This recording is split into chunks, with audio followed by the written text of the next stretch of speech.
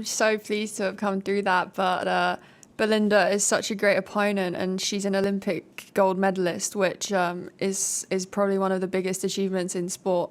So she's a great player, and I knew it's going to be an extremely difficult match. And it took me some adjusting at the beginning to get used to her ball speed and how aggressive she was. And once I adjusted, I settled in. I didn't overpress as much, and I found a way to win. But it was very difficult to play against someone at such a high level.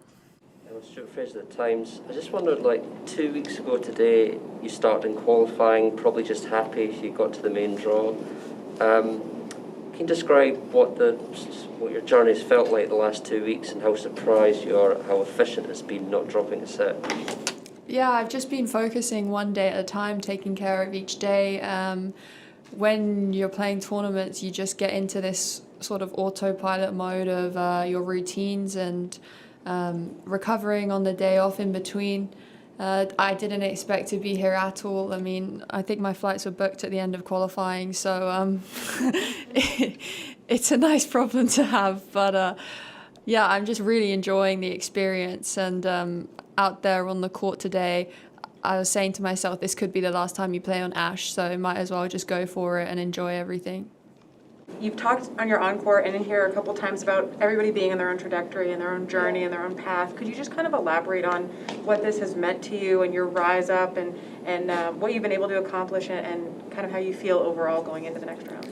Yeah, it means a lot. I think that to compare yourself and your results against anyone is probably like the thief of happiness, and everyone is doing their own thing. I mean, I didn't compete for 18 months, but here I am, and it just shows that if you believe in yourself, then anything is possible.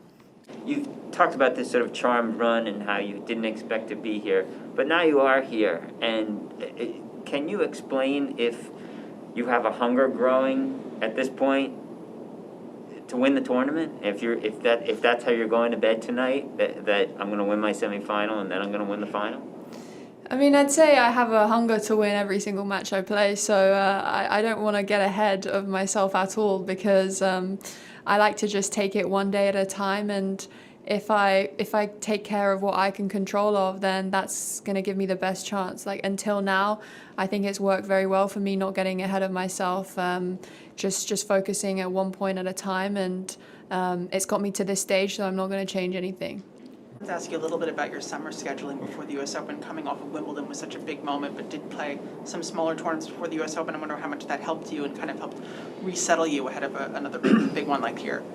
Yeah, it helped a lot. I played some hard court tournaments. They were very good for me to adjust to the hard courts because it's completely different to the grass. You get away with a lot less, I would say. So after 4 weeks, I think that building up the levels, the tournaments, my game got better, and with each higher level tournament I had to play, I had to raise my game, and it led up very well to the US Open, which is a Grand Slam and where all the top players are. So I think that I worked my way up to this level gradually, but the amount of matches I've had has really helped with my confidence. You were asked on court about sort of people back at home. I wonder, is there any chance your parents could make it out here at any stage, or is that kind of just not possible in the current climate? Yeah, it's not possible because you need a waiver, and it takes a couple weeks for approval. So it's too late, and they wouldn't be able to get one. You're obviously such a point of pride to people in Britain, and we've seen some former champions, either present or cheering you on. Could you just tell us a bit about the role, I'm unclear, the role that maybe Andy Murray, Tim Henman, Virginia Wade have had? In other words, have some worked directly with you, and some are sending you good vibes with their presence? Yeah, I think that their presence and everything that they have achieved is inspiration in itself for me. I have some great role models to look up to, and I personally haven't spent that much time with them, but like Andy has quite often, on occasion, like spoken to me, and I actually hit with him like 2 times, which was really good for me to just see his ball speed and how good he is. And actually I played mixed doubles against him.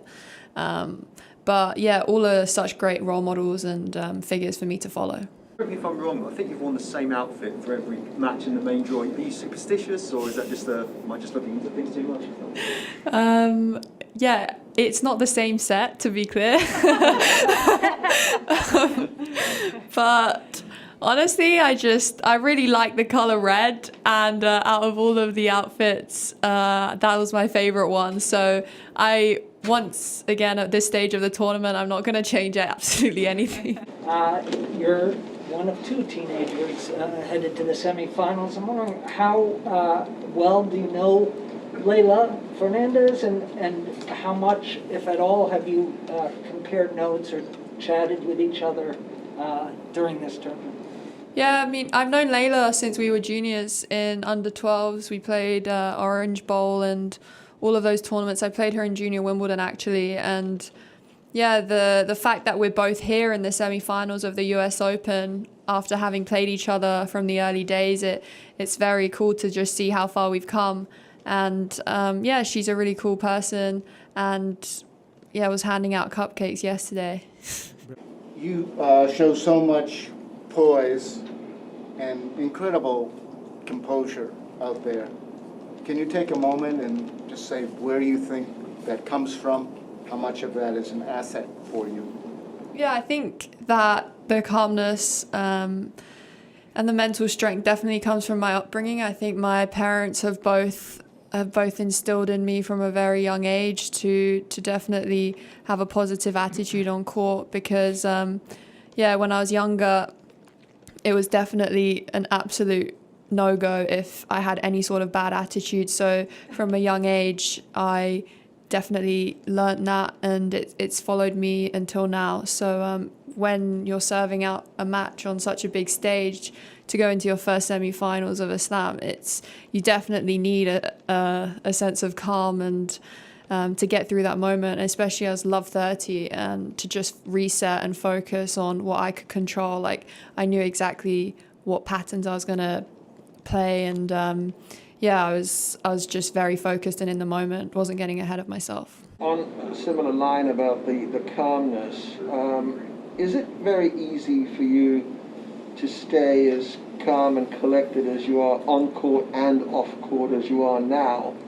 And the second part is that do you realize about the stats and records and things like that you've achieved? Well, I've actually got no idea about any of the records at all. It was the first time I heard today that I was the first qualified to make the semis. I had no idea before that, but yeah, I'm not here to chase any records right now. I'm just taking care of what I can do on the moment and on the match ahead. Haven't even started thinking about the next one yet. What was the first one? Is it easy for you to stay as calm and collected on and off the court as you are now? Yeah, I would say off the court, I'm a pretty relaxed person. I don't really stress out over many things. Yeah, one day there was bad traffic getting in because of the tornado the night before and the hurricane. And yeah, I was saying to my coach, it's okay if we miss the practice, when they were all like, what do you mean if we miss practice? But yeah, I'd say I'm pretty relaxed. I trust myself, and it's all mental at the end of the day. Going to be British #1 now after this tournament.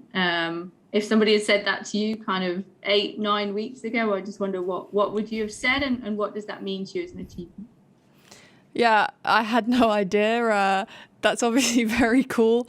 But the group of British girls that we've got, I think we're all playing at a great level right now and in good form. I think it's really nice to be able to have a really supportive group. I mean, they're all very nice people. So yeah, I'm sure we're all just going to be pushing each other and up the ranks and with our own level. I wonder, when you look over what you've achieved in New York, what aspect of your game has pleased you the most? Has it been a particular stroke? Has it been your movement? Has it been your mental strength, or what? I'd say one of the things is my movement, and I like physically, I would say I'm not 100% developed yet, but my speed and ability to get to some of the balls has definitely surprised me, and I've started sliding, which I didn't know I could do actually, and I kind of do it by accident now, but I think I've always wanted to learn how to do it, but now I can do it. But I'd say my movement and athleticism, but also just the mental strength to be able to 2 days ago come out onto Ash for the first time and keep my calm and come through being a breakdown, and then today again to serve out the match and play Belinda on such a big court and occasion. So I'd say both of those two things. Leylah Fernandez was telling us yesterday that she's calling home after each match to get tactical briefings from her father. So I'm guessing you're probably not doing that, but I wondered, is there any tennis when you chat home? What are the kind of conversations like when you call home? Yeah, I haven't actually called my parents for quite a while.